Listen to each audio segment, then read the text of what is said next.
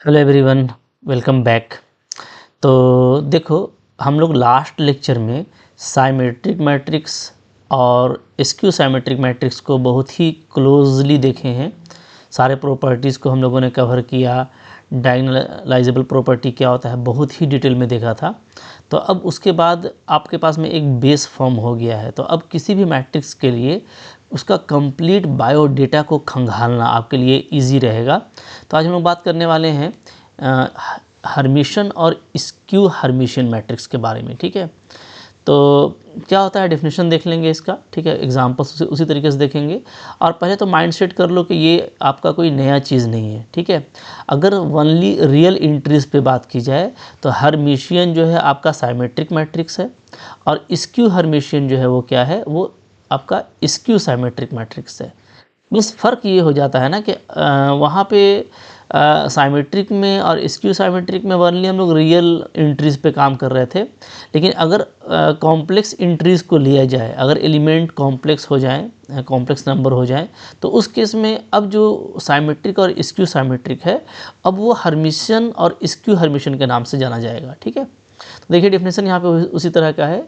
ए Hermitian matrix और self adjoint matrix is a complex square matrix. ठीक है, this is important कि अब जो है ना, जो एंट्री है वो कॉम्प्लेक्स नंबर का हो गया। So it is a complex square matrix that is equal to its own conjugate transpose. तो कंजुगेट भी और ट्रांसपोज भी। ठीक है, ओके, यानी ए अगर हर्मिशन होगा ना, तो इसका मतलब ये होगा कि ए का आप ट्रांसपोज कीजिए। ठीक है, और उसका आप क्या कीजिए, उसका आप कंजुगेट लीजिए। ये सारा काम करने के बाद अगर वापस से वो ए मिल जाता है तो ए हमारा क्या कहलाएगा, हमारा हर्मिशन कहलाएगा। ठीक है, ओके, और इसको डिनोट किया जाता है ए के ऊपर एच लगा देते हैं, एच फॉर हर्मिशियन। इसको जो है ना ए स्टार से भी डिनोट किया जाता है। बहुत सारे बुक में आप देखिएगा ए स्टार रहता है। ठीक है, तो किसी से भी डिनोट कर सकते हैं, उससे कोई इशू नहीं है। हाँ, तो थोड़ा सा आप माइंड अपना बना लीजिए मोहब्बत से। एक तो आपका साइमेट्रिक था, एक था आपका स्क्यू साइमेट्रिक। ठीक है, ये आपने पढ़ के आया हुआ है। तो ऐसा नहीं कि हम लोग बार बार नया चीज़ पढ़ रहे हैं, बहुत रटने का ज़रूरत है जी नहीं। रियल इंट्रीज पे, अगर सिर्फ रियल इंट्रीज पे बात किया जाए तो साइमेट्रिक में सारा प्रॉपर्टी वही आप जो भी प्रॉपर्टी साइमेट्रिक का था उसी तरीके से आप हर्मिशन का भी देखोगे। ठीक है, और रियल ही इंटरफेस पे बात करें अगर हम लोग, तो जो सारा प्रॉपर्टी स्क्यू साइमेट्रिक का था वही आपका क्या होगा, वो आपका स्क्यू हर्मिशन का हो जाएगा। तो बहुत नया चीज़ नहीं है, पहले ये तो समझ लीजिए। ठीक है, बस जहाँ पे कॉम्प्लेक्स इंट्री आएगा वहाँ पे हमको अलग से बात करना है। ठीक है, क्लियर है। तो अब इसको देखो, इसको इस तरीके से दिखाया जा रहा है, A I J is equal to A J I. Okay, साथ में अब क्या आ गया यहाँ पे जी, एक जो आ गया वो आ गया कंजुगेट। तो ट्रांसपोज तो पहले से ही था। साइमेट्रिक की बात करो तो अगर ए का ट्रांसपोज ए है, ठीक है, तो वो साइमेट्रिक होता था। और ए का ट्रांसपोज अगर माइनस ए है तो वो स्क्यू साइमेट्रिक होता था। ठीक है, बट अब यहाँ पे हर्मिशन में क्या हो जाएगा, हर्मिशन में सिर्फ ट्रांसपोज नहीं बल्कि हम लोग फिर उसका क्या करेंगे, कंजुगेट करेंगे। और जाहिर सी बात है कंजुगेट तभी किया जाएगा जब कॉम्प्लेक्स इंट्री होगा। अगर रियल इंट्री होगा तो कंजुगेट का कोई मतलब ही नहीं है। ठीक है, तो इस केस में अगर ये ए होता है तो हर्मिशन होगा, और अगर ट्रांसपोज लगाते हैं, ठीक है, और कंजुगेट करते हैं और माइनस ए आ जाता है तो ये स्क्यू हर्मिशन होगा। तो पहले तो माइंड मेकअप कर लो।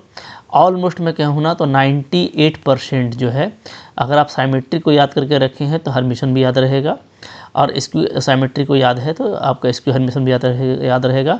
और सारी चीज़ें निकालने का तरीका है हम लोग बात करने वाले हैं। ठीक है, पूरा कंप्लीट बायोडेटा पे थोड़ा मोहब्बत से इसको देखिए। चलो आगे बढ़ते हैं फिर। ठीक है, तो अब देखो, अब यहाँ पे हम लोग का फिर आ रहा है, अच्छा, example. Hermitian matrix can be understood as a complex extension of real symmetric matrices. देखो ये बात लिख दिया गया, वेरी इंपॉर्टेंट, कि हर्मिशन मैट्रिक्स कुछ नया चीज़ नहीं है। क्या है, बस समझिए कि ये क्या है, ये कॉम्प्लेक्स एक्सटेंशन है ऑफ रियल साइमेट्रिक मैट्रिक्स का। ठीक है, तो साइमेट्रिक मैट्रिक्स में रियल होता था, अब उसी को अगर हम लोग कॉम्प्लेक्स में ले लेंगे तो वो क्या हो जाएगा, वो हर्मिशन हो जाएगा। तो इम्पॉर्टेंट क्या होता है, इम्पॉर्टेंट होता है कि एग्ज़ाम में अगर आपको सिर्फ हर्मिशन मैट्रिक्स जो है कॉल कर दिया है तो आपको हर्मिशन का मैट्रिक्स डिज़ाइन करने आना चाहिए। इसी तरीके से स्क्यू हर्मिशन का मैट्रिक्स डिज़ाइन करने आना चाहिए, और उसका बायोडेटा अगर आपको आइगन वैल्यू, आइगन वेक्टर वगैरह अगर आपको समझना है तो वो आपको आना चाहिए। तो सब पे हम लोग बात करेंगे। तो अभी यहाँ पे देखो एक एग्जांपल आ रहा है। ये एग्जांपल मैं लास्ट में फिर से समझाने वाला हूँ। ठीक है, क्या इसलिए कि देखो यहाँ पे अगर हमको लिखना होगा हर्मिशन मैट्रिक्स तो हम कैसे लिखेंगे? तो सबसे पहले तो आपको ये देखना है कि एक आपके पास में प्रिंसिपल डायगोनल होगा, ठीक है, ये प्रिंसिपल डायगोनल हो गया जी, ठीक है। अच्छा, उसके बाद जो भी एलिमेंट होगा हमारे पास में, जो भी एलिमेंट होगा, जैसे यहाँ पे हमारा a माइनस आयोटा b है, ठीक है। तो जैसे साइमेट्रिक में होता था कि इसका इमेज ये आपको इधर भी दिखेगा, ठीक है, बट कंजुगेट लगा करके, यानी अगर माइनस आयोटा है तो प्लस आयोटा, प्लस आयोटा है तो माइनस आयोटा। इसी तरीके से जो यहाँ पे दिख रहा है वही आपको प्रिंसिपल डायगोनल के एक क्रॉस में मिरर यहाँ पे भी दिखेगा, बस माइनस आयोटा प्लस आयोटा, मतलब कंजुगेट भी लेते जाना है, ठीक है ना, बात क्लियर है। अच्छा, अब यहाँ पे डायगोनल इंट्रीज जो है वो या तो जीरो होगा या तो रियल होगा। ये कैसे होगा अभी मैं नीचे प्रॉपर्टी में बात करने वाला हूँ, इसलिए मैंने कहा कि लास्ट में हम लोग देखेंगे कि हम लोग क्विकली कैसे किसी का एग्जाम्पल लिख सकते हैं हर्मिशन का और स्क्यू हर्मिशन का, ठीक है। ओके, चलो आगे बढ़ो। फिर देखिए स्क्यू हर्मिशन, तो स्क्यू हर्मिशन भी इसी तरीके से, ठीक है, बहुत बड़ा चीज़ नहीं है, इसलिए मैं नहीं चाहता कि अब इसको बहुत हार्डली लो, ठीक है, सॉफ्ट लेना है, ठीक है। तो क्या है भाई ये, तो A square matrix with complex entries is said to be skew Hermitian और anti Hermitian if it's conjugate transpose is the negative of the original matrix, ठीक है। मतलब आपने जो है ए एच निकाला, ठीक है, और आपका वो माइनस ए आ गया, ठीक है, यानी क्या, यानी आपने मैट्रिक्स का क्या किया, ट्रांसपोज लिया, फिर उसका कंजुगेट किया, तो आपको क्या आ गया, आपको माइनस ए आ गया। इसका मतलब क्या है कि ये आपका स्क्यू हर्मिशन है। उसको अगर हम लोग एलिमेंट वाइज डिफाइन करेंगे तो इस तरीके से डिफाइन होगा, ठीक है, बात समझ में आ रही है। सिर्फ कंजुगेट बढ़ रहा है वो भी इसलिए कि भाई आप कॉम्प्लेक्स इंट्री पे चले आए हो, ठीक है, रियल एंट्री पे तो कंजुगेट का कोई मतलब ही नहीं होता। अब यहाँ पे अगर स्क्यू हर्मिशन बनाने की बात होगी तो स्क्यू हर्मिशन में आपको ये ध्यान देना पड़ेगा कि इसके डायगोनल में या तो प्योरली इमेजिनरी एलिमेंट होता है या तो जीरो एलिमेंट होता है। ये कैसे होता है ये मैं अभी लास्ट में बात करूँगा, ठीक है, लास्ट में फिर से इस पे आएंगे हम लोग। और अगेन जो भी यहाँ पे आपका एलिमेंट होगा, ठीक है, जैसे 2 प्लस आयोटा है ना, तो इसका मिरर बनेगा लेकिन इसका कंजुगेट बनेगा -2 प्लस आयोटा, ठीक है। तो बहुत ही मोहब्बत से बनने वाला है, मेन है इंपॉर्टेंट इसका बायोडेटा। आइए इस पर बात करते हैं, ठीक है, 1 to 1। तो सबसे पहले देखो यहाँ से स्टार्ट हो रहा है, more properties of Hermitian matrix. Important बात यहाँ पे ये है कि अगर ए और बी दो हर्मिशियन मैट्रिक्स हम लोग लेते हैं, ठीक है, तो क्या ए प्लस बी भी हर्मिशियन होगा? तो यस, ए प्लस बी भी आपका हर्मिशियन होगा, ठीक है, नो डाउट। इसलिए जैसे साइमेट्रिक में होता था, मैं आपको करके दिखा रहा हूँ। मान लो मैंने ऐसे लिया ना, मैंने इस तरीके से लिया, ठीक है, ओके, ए प्लस बी का मैंने ले लिया एच, ठीक है, ओके। तो अगर ये a प्लस बी आ जाता है, इसका मतलब क्या है, इसका मतलब है कि ये आपका हर्मिशियन है, ठीक है। तो ये बिल्कुल आएगा, क्योंकि यहाँ पे ये है क्या चीज़, तो देखो बहुत सारे बुक में ये ऐसे लिखा हुआ रहता है a प्लस बी का स्टार, ठीक है। तो मैंने आपको पहले ही बताया कि चाहे स्टार से डिनोट करो या एच से डिनोट करो, बात बराबर है। तो इसको आप फिर इसको अलग अलग कर सकते हो मोहब्बत से, ठीक है, क्योंकि एक्चुअली है क्या, ये है कंजुगेट का ट्रांसपोज, ठीक है। तो एक्चुअली ये इस तरीके से है, ए ट्रांसपोज का कंजुगेट प्लस बी ट्रांसपोज का कंजुगेट, ठीक है। अब हम लोगों को पता है कि दोनों आपने हर्मिशन लिया हुआ है, इसका मतलब ये है कि ए ट्रांसपोज का कंजुगेट ए होगा और बी ट्रांसपोज का कंजुगेट जो है वो क्या होगा, बी होगा, ठीक है। तो ये आपका ए आ गया, ये आपका बी आ गया, तो मतलब मोहब्बत से क्या हो गया, ये आपका पूरा जो था ये आपका ए प्लस बी के बराबर आ गया, यानी ये चीज़ हिट कर रहा है। सो ये क्या है जी, हर्मिशियन है, ठीक है। ए इंटू बी हर्मिशियन नहीं होगा, ठीक है, चूँकि हम लोग जानते हैं कि जैसे ही आप ट्रांसपोज पर काम करोगे तो ट्रांसपोज में क्या हो जाता है, ये B transpose into A transpose हो जाता है। तो इन जनरल तो अब ये देखोगे तो ये आपका बी और ए आएगा, ठीक है। तो इन जनरल क्या होता है, ये ए बी आता नहीं है। हाँ, अगर कम्यूट करेगा तो वो एक अलग प्रॉपर्टी है, जैसा साइमेट्रिक में हो रहा था वैसे ही होगा। तो इन जनरल ये नॉट हर्मिशियन होगा, ठीक है। के इंटू ए, ये इंपॉर्टेंट बात है, इसको थोड़ा सा समझना है, के इंटू ए को, ठीक है। के इंटू ए में क्या है, यहाँ पे दो बात है। अगर आपका के रियल हुआ, अगर आपने के रियल लिया, ठीक है, रियल लोगे तो नो डाउट अब क्या हो जाएगा जी, तो उस केस में के इंटू ए जैसे साइमेट्रिक मैट्रिक्स में था उसी तरीके से, चूँकि ए का ट्रांसपोज का कंजुगेट तो ए है तो कोई फ़र्क पड़ेगा नहीं, और ये सिंपली के इंटू के आ जाएगा, आपका हर्मिशियन आ जाएगा, ठीक है, हर्मिशियन, ठीक है, शॉर्ट में लिख रहा हूँ मैं।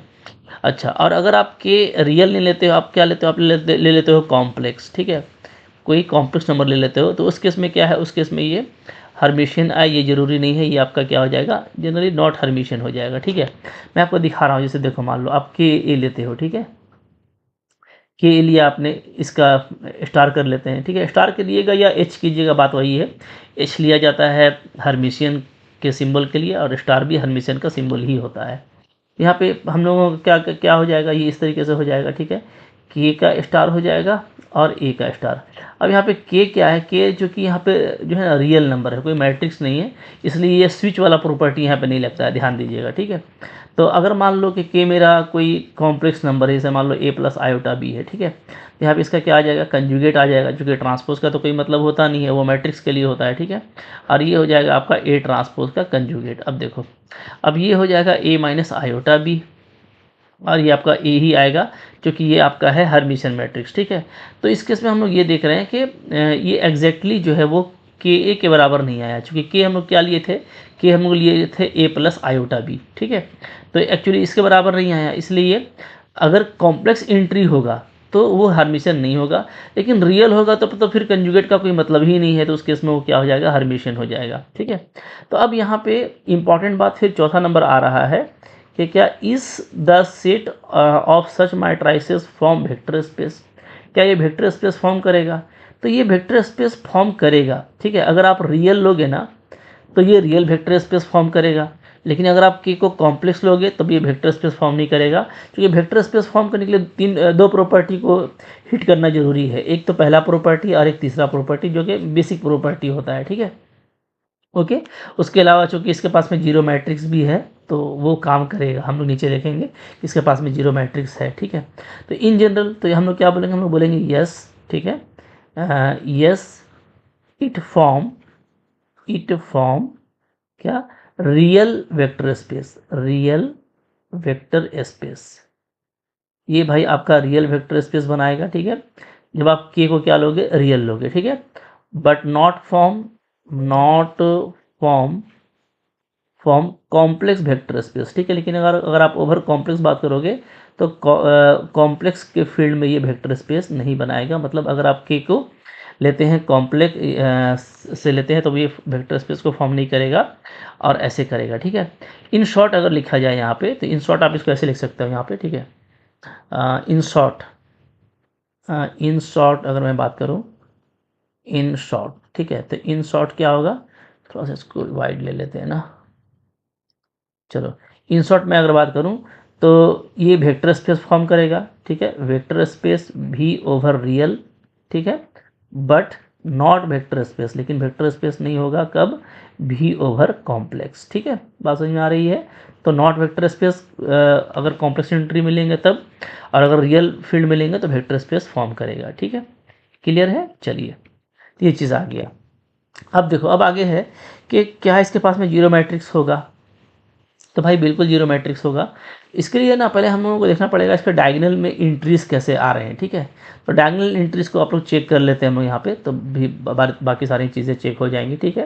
मैं यहाँ पे चेक करने जा रहा हूँ डायगोनल इंट्रीज, ठीक है, या डायगोनल वैल्यू, डायगोनल इंट्रीज को मैं चेक कर लेता हूँ, ठीक है। चलो ये देखो, तो डायगोनल एंट्री अगर का हम लोग बात करें तो जो डेफिनेशन है उसके हिसाब से क्या होगा जी, ए आई आई ऐसा ही होता है एलिमेंट, ठीक है। वो क्या होना चाहिए, वो ए आई आई के कंजुगेट के बराबर होना चाहिए, ठीक है। क्योंकि जनरली हम लोग कॉम्प्लेक्स नंबर पे बात कर रहे हैं, तो कॉम्प्लेक्स नंबर मान लो कि मेरा ये है alpha plus iota B form का है, ठीक है। ओके, तो इधर क्या आ जाएगा, तो इधर आ जाएगा आपका अल्फ़ा माइनस आयोटा बी, ठीक है। अच्छा, चूँकि उसी का कंजुगेट है।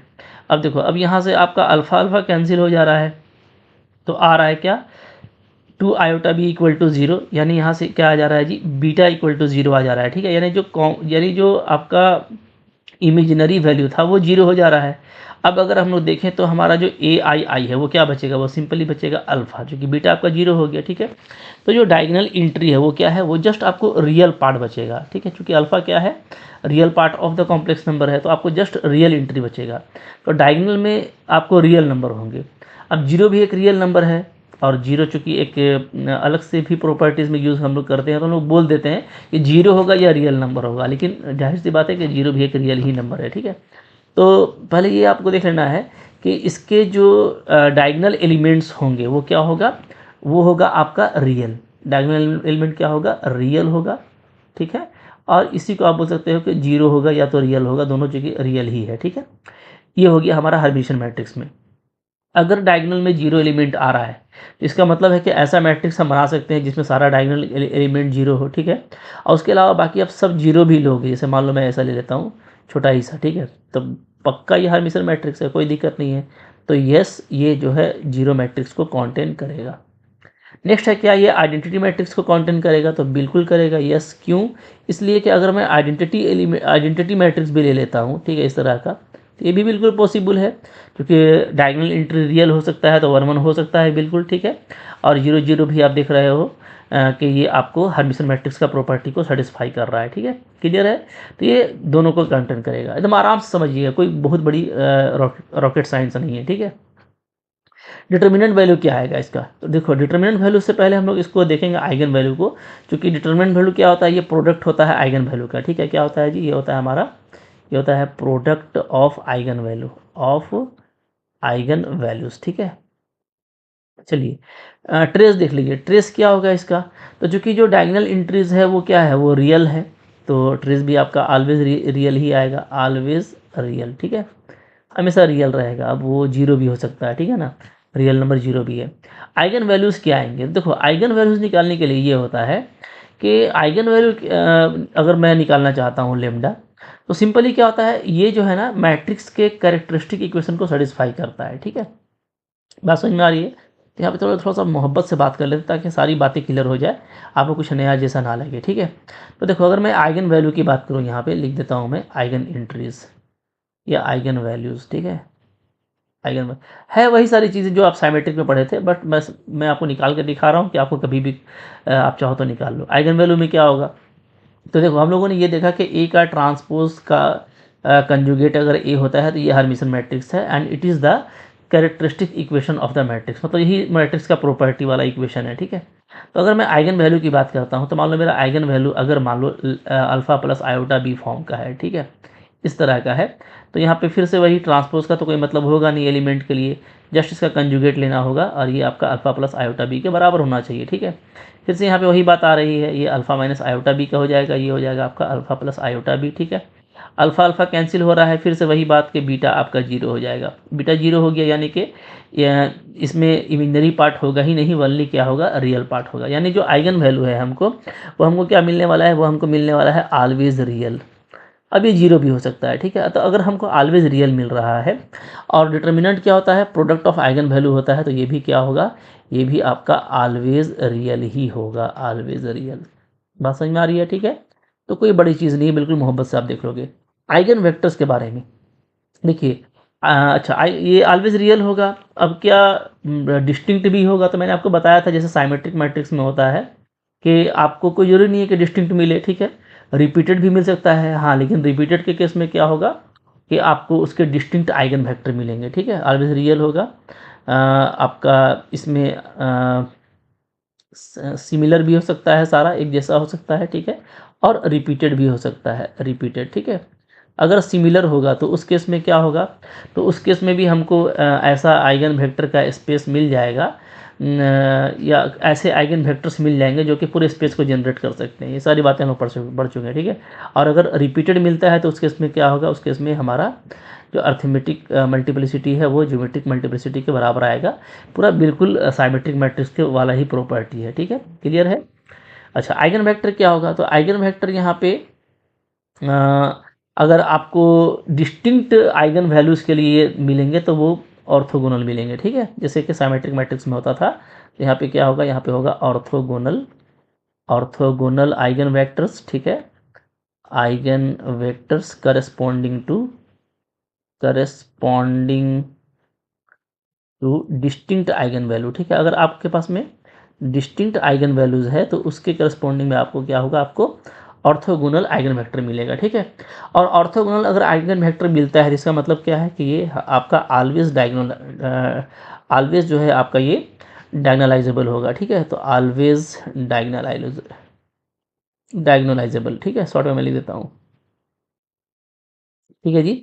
तो उस केस में आपका ये जो है, जो कि आपको जो है ऑर्थोगोनल आइगन वेक्टर मिल रहा है। अच्छा ये जो डायगोनलाइजेबल का प्रॉपर्टी है मैंने बहुत डिटेल में बताया लास्ट लेक्चर में, तो वहाँ से भी आप देखोगे तो आपको लगेगा जैसे साइमेट्रिक मैट्रिक्स में होता था तो यहाँ पे भी होगा, ऑलवेज ये आपका क्या होगा जी, डायगोनलाइजेबल होगा। यानी अगर आपको रिपीटेड आइगन वैल्यूज़ भी मिलते हैं तो उस केस में भी आपको इस तरह से आपको जो है आइगन वेक्टर का इंडिपेंडेंट आइगन वेक्टर का सेट मिल जाएगा जो कि पूरे वेक्टर स्पेस को जनरेट कर देगा। ठीक है, तो अगर डायगोनलाइजेबल है तो डेफिनेटली क्या होगा, ये नॉर्मल मैट्रिक्स में कन्वर्ट किया जा सकता है। ठीक है, तो क्या होगा, ऑलवेज कैन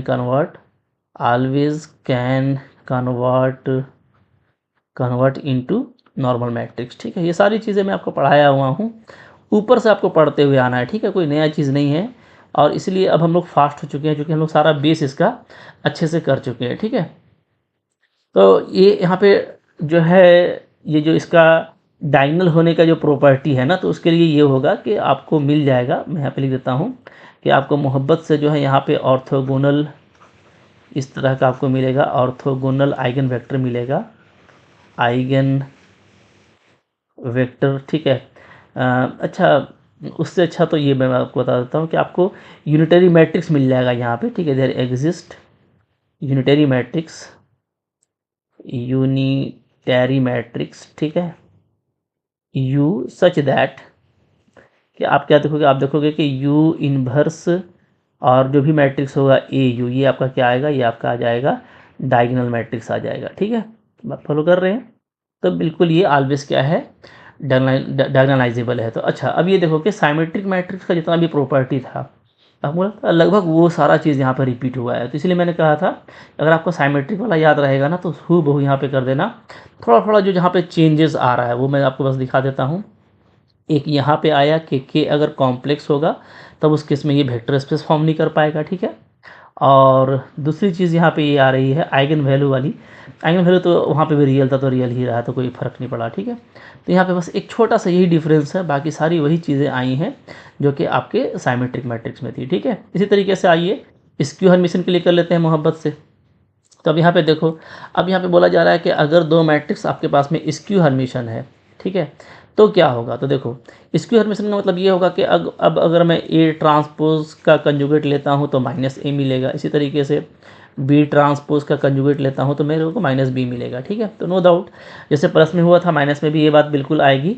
तो ए प्लस बी भी आपका क्या होगा, स्क्यू हर्मिशन होगा। ठीक है, ए इंटू बी नहीं होगा, फिर से वही बात, सिर्फ अगर आप ट्रांसपोज वाला ही प्रॉपर्टी देख लोगे तो इसी में क्या होता है, ये स्विच कर जाता है। ठीक है, और स्विच कर जाता है तो जब तक ये कम्यूटेटिव नहीं होगा तब तक हम लोग काम नहीं कर पाएंगे। बात फॉलो कर रहे हो ना। ठीक है, ओके, तो यहाँ पे भी वही बात आया कि आपका डायरेक्टली ये ए बी के बराबर नहीं आता है, इसलिए ये in general not skew Hermitian होता है। के इंटू ए, अगेन ये इंपॉर्टेंट है, तो जैसा मैंने ऊपर बताया था वहाँ यहाँ पे भी वही बात आएगा कि अगर आप के को लेते हो रियल, के अगर रियल होगा तो के इंटू के ए जो है हम लोगों का वो क्या होगा जी, तो जब के इंटू ए का वैल्यू निकालेंगे, जैसे मैंने ऊपर में लिखा था, क्या लिखा था मैंने ऊपर में, देख लेता हूँ। ठीक है, यस, वो अच्छा यहाँ पे, तो अगर के अगर रियल होगा तो आपको ये स्क्यू हर्मिशन मिलेगा, शॉर्ट में लिख देते हैं। ठीक है, स्क्यू हर्मिशन। ठीक है, और अगर के आप कॉम्प्लेक्स इंट्री लेते हो, कॉम्प्लेक्स, क्योंकि बस देखो सिर्फ माइनस का फर्क आ रहा है तो बहुत ज़्यादा जो है कुछ परेशान होने वाली बात नहीं है, तो उसके इसमें क्या होगा, ये नॉट स्क्यू हर्मिशन होगा। ठीक है, बात समझ में आ गई। ओके, तो अब देखिए, तो यहाँ पे भी चूंकि पहला प्रॉपर्टी और थर्ड प्रॉपर्टी इंपॉर्टेंट होता है, तो क्या ये वेक्टर स्पेस फॉर्म करेगा, तो यहाँ पे भी वही रिजल्ट आ जाएगा, यस, ये वेक्टर स्पेस फॉर्म करेगा ओवर रियल इंट्री। ठीक है, अगर आप के को रियल से लोगे तो ये वेक्टर स्पेस फॉर्म करेगा। ठीक है, बट नॉट वेक्टर स्पेस, लेकिन वेक्टर स्पेस नहीं होगा किस केस में, भी ओवर कॉम्प्लेक्स इंट्री, जैसा ऊपर में हुआ था। ठीक है, कॉम्प्लेक्स लोगे तो उसमें जो कि नॉट स्क्यू आ रहा है तो आपको ये थर्ड प्रॉपर्टी हिट नहीं करेगा, तो वहाँ पे आपको वेक्टर स्पेस नहीं मिलने वाला। नंबर 5, क्या इसके पास में जीरो मैट्रिक्स होगा। अब आइए, अब फिर से हम लोग इसका एलिमेंट देखने वाले हैं कि इसमें किस तरह के एलिमेंट्स होंगे। ठीक है, सबसे पहले हम लोग बात करने वाले हैं डायगोनल एंट्रीज पे, डायगोनल एंट्रीज। ठीक है, ओके, तो मोहब्बत से बात कीजिए। चलिए, तो डायगोनल एंट्री से बात करेंगे तो यहाँ पे क्या है, यहाँ पे जो सिस्टम है वो ये है कि ए का ट्रांसपोज का कंजुगेट क्या होना चाहिए, -a के बराबर होना चाहिए, ठीक है, ओके। और इसी तरीके से अगर लिखा जाए तो ai का जो कंजुगेट है वो -ai के बराबर होगा फॉर द डायगोनल एंट्री। तो अगर मान लो मेरे पास में ये element alpha plus iota B form का है, तो ये इस तरह से होगा, इधर हो जाएगा -alpha plus iota b, okay. इधर क्या आ जाएगा, इधर आपका आ जाएगा अल्फ़ा माइनस आयोटा बी, इधर मेरा आ जाएगा -अल्फ़ा माइनस आयोटा बी। इधर इमेजिनरी पार्ट आपका कैंसिल होगा और आपका यहाँ से आ जाएगा अल्फ़ा इक्वल टू 0, यानी यहाँ पे आपका रियल पार्ट 0 हो जा रहा है, ठीक है। रियल पार्ट अगर 0 हो जा रहा है तो इसका मतलब है कि जो डायगोनल एंट्री है वो पक्का क्या होगा, वो पक्का ओनली इमेजिनरी फॉर्म का होगा, ओनली क्या होगा, इमेजिनरी फॉर्म का होगा, ठीक है। अच्छा, अब आपको यहाँ पे ये देखना है कि क्या 0 हो सकता है, तो 0 भी हो सकता है, क्योंकि अगर हम बीटा ले लें 0, ठीक है, मतलब कि सपोज़ करो कि यहाँ पे ये alpha plus iota beta alpha plus iota beta नहीं होता, ओनली अल्फ़ा होता, तो उस केस में तो अल्फ़ा अल्फ़ा ही कैंसिल हो जाता, तो 0 भी आ जाता, ठीक है। तो बीटा का वैल्यू 0 होगा तो जो इमेजिनरी एंट्री है वो 0 भी हो सकता है, ठीक है। तो जो डायगोनल एंट्री है वो क्या होगा, वो याद रखिएगा 0 होगा, या तो क्या होगा, या तो प्योरली इमेजिनरी होगा, तो क्या होगा जी, 0 होगा, 0 होगा, या तो क्या होगा, या प्योरली इमेजिनरी होगा, ये आपको समझ करके रखना है। बात समझ में आ रही है, ठीक है। तो चलो, अब तो 0 हो सकता है, तो डेफिनेटली यहाँ पे जो मैट्रिक्स होगा वो इस तरह का बन सकता है, ठीक है, ओके, पक्का बनेगा। और ऐसा बनेगा तो आप देख रहे हैं कि डायगोनल एंट्री 0 0 है और बाकी भी प्रॉपर्टी इसके हरमिशन को फॉलो कर रहा है, तो ये बिल्कुल यस, इसके पास में जीरो मैट्रिक्स तो हो ही सकता है, ठीक है। आइडेंटिटी मैट्रिक्स इसके पास में नहीं होगा पक्का, जैसा कि हम लोग देखे थे स्क्यू साइमेट्रिक में, क्यों, क्योंकि जाहिर सी बात है कि ये 1 1 होना चाहिए ना आइडेंटिटी के लिए, और ये बोल रहा है कि जो डायगोनल एंट्री है वो या तो 0 होगा या तो प्योरली इमेजिनरी होगा, तो 1 तो प्योरली रियल है, ये तो हो ही नहीं सकता, तो ये भी पॉसिबल नहीं है और आपका ये भी पॉसिबल नहीं है, ठीक है, तो इसलिए ये नहीं हो सकता। अच्छा, डिटर्मिनेंट वैल्यू क्या होगा, तो देखो डिटर्मिनेंट वैल्यू क्या होता है, ये होता है हमारा product of eigen values, product of eigen values, ठीक है।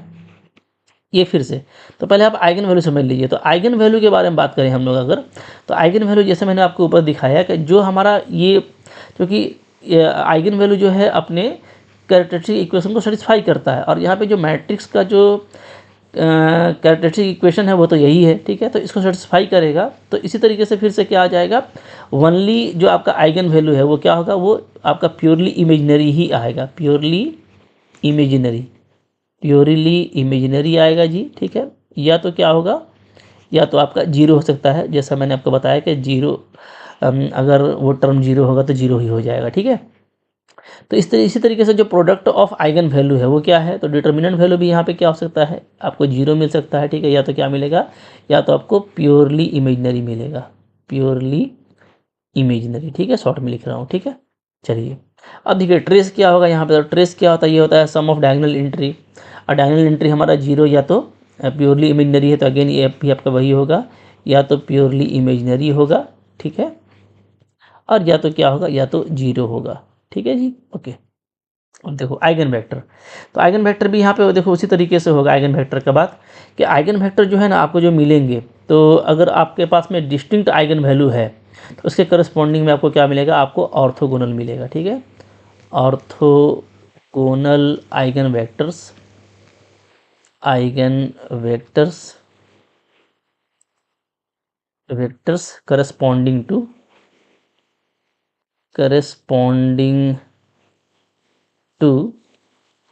डिस्टिंक्ट आइगन वैल्यू, ठीक है, डिस्टिंक्ट आइगन वैल्यू। अच्छा, एक चीज़ यहाँ पे मेरे को रह गया, मैं बता देता हूँ। जैसे हम लोग ये देखे थे ना कि जो स्क्यू साइमेट्रिक मैट्रिक्स है वहाँ पे जो है डिटर्मिनेंट वैल्यू का एक स्पेशल प्रॉपर्टी है कि जब भी ऑड ऑर्डर का आपको मिलता था तो वहाँ पे 0 मिलता था, उसी तरीके से यहाँ पे ही मिलेगा। मैं यहाँ पे बता देता हूँ, ठीक है, ये डिटर्मिनेंट वैल्यू को, डिटर्मिनेंट वैल्यू थोड़ा और अच्छे से, ठीक है, determinant value of skew Hermitian, of skew Hermitian, ठीक है। तो ये क्या होगा, तो समझ लीजिएगा यहाँ पे भी वही चीज़ होगी जो कि आपका वहाँ पे हुआ था। अगर आपका ऑर्डर ऑड है, अगर आपका ऑर्डर क्या है, ऑड नंबर है, ठीक है, ऑड नंबर ऑर्डर है, तो जो डिटर्मिनेंट वैल्यू है वो क्या होगा, वो हमेशा आपका 0 होगा। जैसे मैंने आपको बताया कि डिटर्मिनेंट वैल्यू या तो जीरो होगा या तो क्या होगा, या तो प्योरली इमेजिनरी होगा, ठीक है। तो ऑड, अगर ऑर्डर ऑड है तो जैसे हमारा स्क्यू साइमेट्रिक में होता था, बिल्कुल उसी तरीके से यहाँ पे भी क्या होगा, आप वेरीफाई करके देख सकते हैं कि अगर ऑर्डर ऑड है तो आपका डिटर्मिनेंट वैल्यू हमेशा जीरो होगा। लेकिन अगर आपका जो ऑर्डर ऑफ मैट्रिक्स है वो अगर आपका इवन है तो उस केस में क्या होगा, उस केस में प्योरली इमेजिनरी वाली बात आ जाएगी, ठीक है, प्योरली इमेजिनरी। अब प्योरली इमेजिनरी तो फिर से जीरो भी हो सकता है ये, ठीक है, क्योंकि जहाँ वो टर्म जीरो लेंगे तो जीरो हो जाएगा। तो स्पेसिफिक बात ये है कि अगर आपका ऑर्डर ऑड है तो उस केस में जो डिटर्मिनेंट वैल्यू है वो हमेशा जीरो होगा, और अगर इवन है तो जीरो भी हो सकता है, प्योरली इमेजिनरी हो सकता है, बट रियल तो कभी नहीं होगा, ठीक है, सिर्फ रियल। हाँ, जीरो को रियल बोलते हैं लेकिन नॉन जीरो रियल बात कर रहे हैं, नॉन जीरो रियल कभी नहीं होगा, ठीक है। तो ये भी एक इंपॉर्टेंट सा बात है जो कि आपको काफ़ी फास्ट ट्रैक में आपको लेके जाता है। अब देखिए यहाँ पे फिर क्या है जी, ये है हमारा डायगोनलाइजेबल प्रॉपर्टी। तो अगेन यहाँ पे देखो वही बात है कि चूँकि हमको ऑर्थोगोनल आइगन वेक्टर मिल रहा है corresponding two distinct eigen value, तो मैं कह सकता हूँ कि कैन बी डायगोनलाइजेबल, ठीक है, कैन बी डायगोनलाइजेबल। अब ऊपर में जो आपका हर्मिशन मैट्रिक्स था वहाँ पे ऑलवेज था, यहाँ पे मैं कैन भी लिख रहा हूँ, इसलिए यहाँ पे डिपेंड करेगा कि आपको आइगन वैल्यूज़ कैसे मिले हैं। अगर डिस्टिंक्ट आइगन वैल्यू मिलता है, ठीक है, और उस केस में आपको ऑर्थोगोनल आइगन वेक्टर मिल जाता है तो ये हो जाएगा। और अगर रिपीटेड वाले मिलते हैं तो रिपीटेड वाले केस में भी आपको ऐसा मिल सकता है ऑर्थोगोनल वेक्टर जो कि क्या करे, जो पूरे इंटायर स्पेस को जनरेट कर दे। लेकिन अगर वैसा नहीं होगा तो नहीं भी हो सकता, लेकिन वो माइनर केस होता है, ठीक है। लेकिन ऐसे मोस्टली केसेस में आपको ऐसा मिल जाएगा एक कह सकते हो आइगन वेक्टर जो कि क्या करेगा, जो कि स्पेस को जनरेट कर देगा, ठीक है। देयर एग्जिस्ट, मैं लिख देता हूँ, देयर एग्जिस्ट आइगन वेक्टर, ठीक है, that generate the entire space, ठीक है। तो ऐसा होता है, इसलिए ये आपका ये क्या है, डायगोनलाइजेबल हो सकता है और नॉर्मल मैट्रिक्स भी हो सकता है, ठीक है, कैन भी, क्योंकि अगर आपका ये डायगोनलाइजेबल हो रहा है तो डेफिनेटली वो नॉर्मल फॉर्म में भी कन्वर्ट हो जाएगा। तो देखो पूरा बायोडाटा आ गया, और आप देखोगे जैसा मैंने बताया था कि 98% जो है साइमेट्रिक और स्क्यू साइमेट्रिक की तरह ये बिहेव करता है, ठीक है, क्लियर है। तो अब देखो, तो अब जो इंपॉर्टेंट बातें हो जाती हैं वो ये हो जाता है कि इसका आइगन वैल्यू क्या है, आइगन वेक्टर क्या है, ये आप बिल्कुल क्विकली निकाल लोगे जैसे मैंने आपको निकाल के दिखाया। तो अब लास्टली फिर से वहीं पे चलते हैं एग्जाम्पल के, हम कैसे एग्जाम्पल तैयार कर सकते हैं। तो अब आपके पास में एग्जाम्पल तैयार करना काफ़ी ईजी होगा। अगर आप हर्मिशन की बात करोगे ना, तो हर्मिशन में तय हो गया कि हर्मिशन में क्या होता है जी, कि जो डायगोनल का एलिमेंट है, डायगोनल का एलिमेंट, ठीक है, वो क्या होगा, वो आपका ज़ीरो होगा या तो रियल होगा, ज़ीरो होगा या तो रियल होगा, ठीक है। इसीलिए यहाँ पे देखो जो लिया गया है डायगोनल में एंट्री, वो जो प्रिंसिपल डायगोनल है उसमें या तो जीरो या तो रियल रखे हैं, ठीक है। और बाकी जो एलिमेंट है वो उसी तरीके से स्विच करेगा जो कि प्रॉपर्टी है, ठीक है। और जब आप स्क्यू हर्मिशन को लिखने जाओगे तो स्क्यू हर्मिशन में आपको ये देखना होगा कि स्क्यू हर्मिशन में क्या होता है, जो आपका डायगोनल का एंट्री है, डायगोनल का एंट्री वो क्या है, तो वो है आपका जीरो है या तो प्योरली इमेजिनरी है, प्योरली इमेजिनरी, ठीक है, इमेजिनरी, ठीक है जी। तो इसलिए आप देख सकते हो कि यहाँ पे या तो जीरो लिया गया है या तो प्योरली इमेजिनरी लिया गया है। तो जब भी आपको एग्ज़ाम में आपको ऑप्शन एलिमिनेशन करना हो या आपको ऐसा मैट्रिक्स लेना हो जो इसकी हर्मिशन है, तो उसमें आपका ये ध्यान देना है कि आपको इसमें जो प्रिंसिपल डायगोनल होगा उसका एंट्री प्योरली इमेजिनरी या तो जीरो लेंगे, और बाकी जो कॉम्प्लेक्स एंट्री या रियल एंट्री लेंगे या मिला करके लेंगे तो उसको स्विच करेंगे अकॉर्डिंग टू डेफिनेशन, ठीक है। लेकिन जब हम लोग हर्मिशन की बात करेंगे तो उसमें जो प्रिंसिपल डायगोनल है उसमें क्या होगा, ओनली या तो जीरो लिया जाएगा और या तो क्या लिया जाएगा, या तो रियल जो है वैल्यू लिया जाएगा। पूरा भी जीरो ले सकते हैं, कोई दिक्कत नहीं है, अगर आपको जल्दी से ऑप्शन एलिमिनेट करना है और ऐसा मैट्रिक्स आपको मिल रहा है, जैसा क्वेश्चन होता है वैसा हम लोग काम करते हैं। बट ये ऑल अबाउट सारा चीज़ था जो मैंने आपको बता दिया, और हमको नहीं लगता है कि कोई चीज़ बच गया है, ठीक है। और साइमेट्रिक और स्क्यू साइमेट्रिक में ऊपर में बहुत में डिटेल में बात किया था, तो उसी तरीके से ये भी बिहेवियर चला है। तो आई होप आपको ये काफ़ी अच्छे से समझ में आ गया होगा। तो अभी बहुत सारा मेन मैट्रिक्स है, आइडेम्पोर्टेंट है, नीलपोटेंट है, वो सभी हम लोग देखने वाले हैं, ठीक है। तो 1 to 1 सारा मैट्रिक्स कवर करेंगे, आपको कोई भी लेक्चर मिस नहीं करना है। एक बार ये सारी बातें समझ में आ गई फिर देखिएगा काफ़ी स्पीड पकड़ लीजिएगा आप। और जब क्वेश्चन किया जाता है, जब प्रैक्टिस करते हैं ना, तो मेन मज़ा वहाँ पर आता है, वहाँ पे फिर आप जब मोहब्बत से देखेंगे कि ये सब कॉन्सेप्ट आपको कितना हेल्प कर रहा है, तब आपको मज़ा आएगा। ठीक है, आई होप आपको अच्छा लगा होगा। लाइक ज़रूर करना है, चैनल पे नए हो सब्सक्राइब करके रखो, पढ़ते रहो। ठीक है, थैंक यू वेरी मच।